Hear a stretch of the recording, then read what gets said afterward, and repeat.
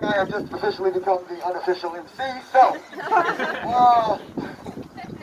we're going to go ahead and go with our next speaker. Right after this, we're going to go ahead and start the march, and we're going to stop at the police station, and we're going to have a couple more speeches, but we're going to have Heather Jones come up next and say a few words.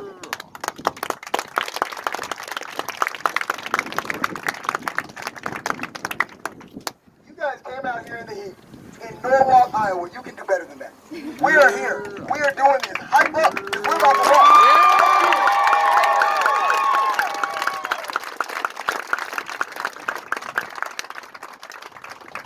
All right, how y'all doing? Can you hear me? I've never used a megaphone. Okay, do I need to yell more? Is that better? Yeah. All right. I went to East High School. I think I can yell a little bit. All right, so thank you all for having me here tonight. I appreciate Lawrence for reaching out to me and asking me to be here. I am not from Norwalk. I did get to spend a little bit of time here last year while I was working with your Sister City program, so I'm really happy to be back in town. Even though it's only 20 minutes away, it's still back in town, right? But I'm happy to go after Ako because it's like Ako already knew what I was going to be talking about, and he kind of teed me up without even really knowing he was teeing me up.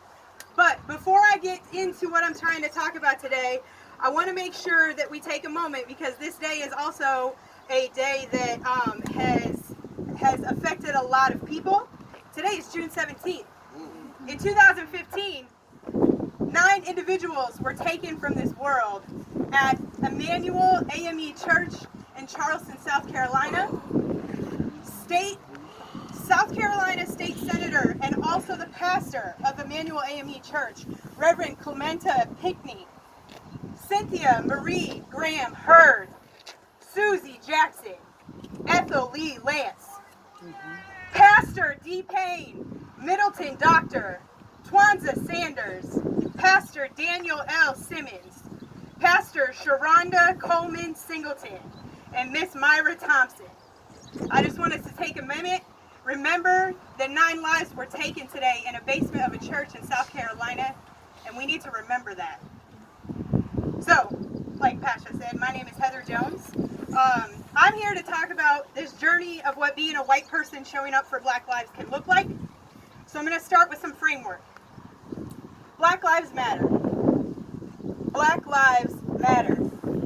These 3 words should not be controversial, yet for some of us that lack melanin in our bodies, these words are incredibly controversial.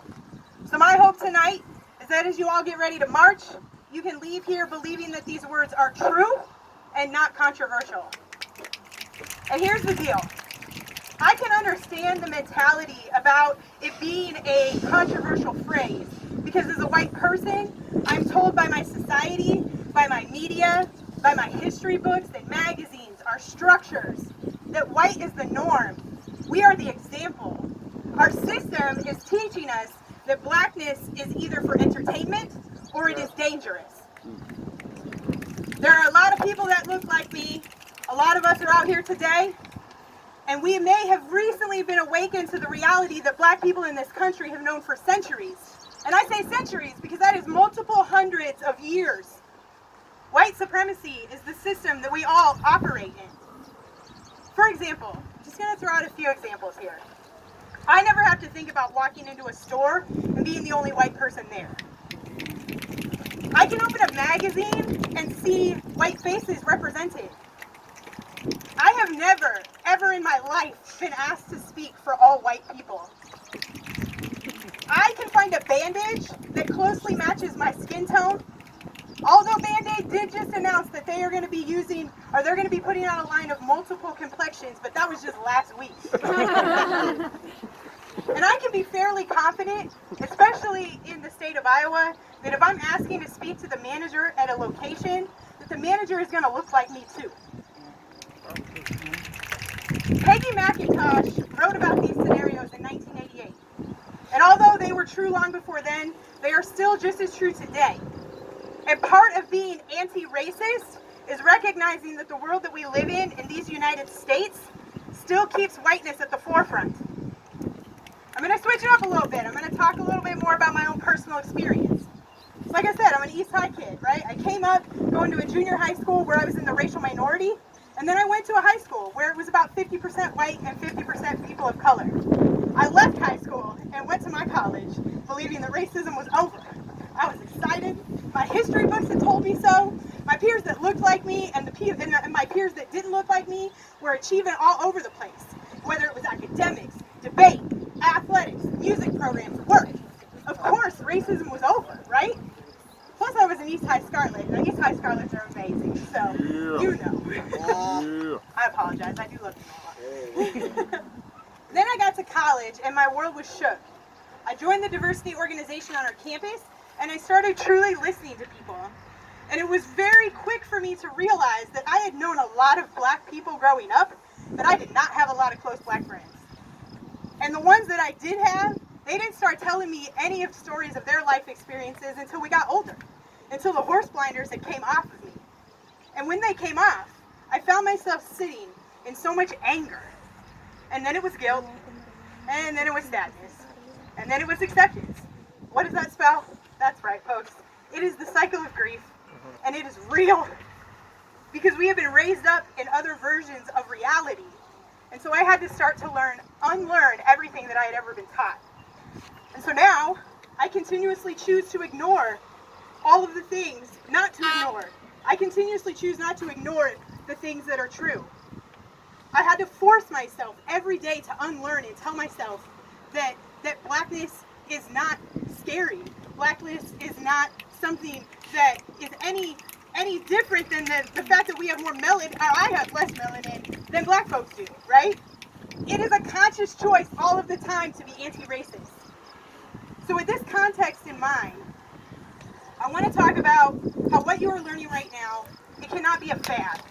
It cannot fade away in a couple of weeks, months, or even years. It has to continue, now and always. See, I'm going to be 36 years old next month, and I've been on this train for 18 years. And as I mentioned before, some of us white folks are just awakening to all of this.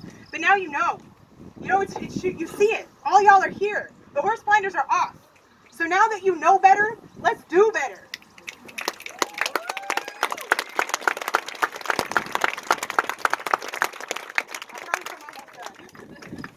I keep telling people we are all at different comfort levels right now, and that's very true.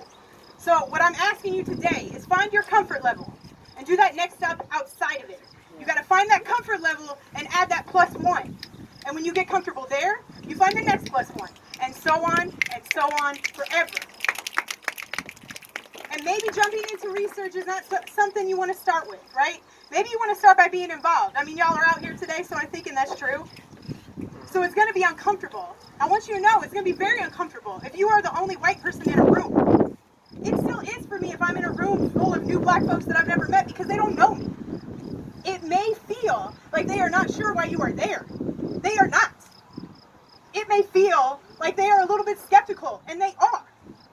And they have every right to be. Just like I talked about in the beginning here, June 17, 2015 at Emmanuel Church in Charleston was a very tragic example among countless examples in our history.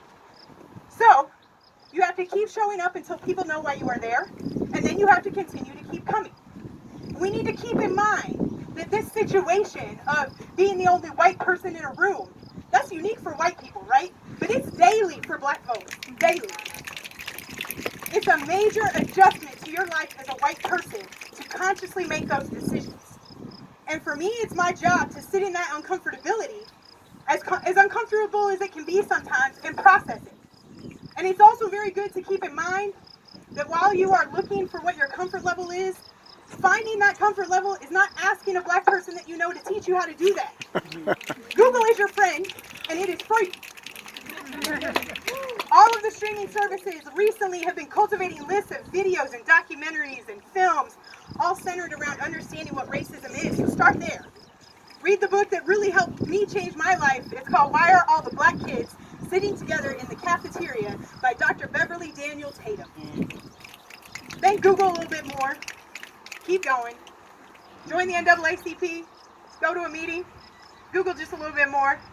Keep going to those NAACP meetings. Talk to your friends and share this information. Because black people deserve equity. Because it is imperative to our survival as a country.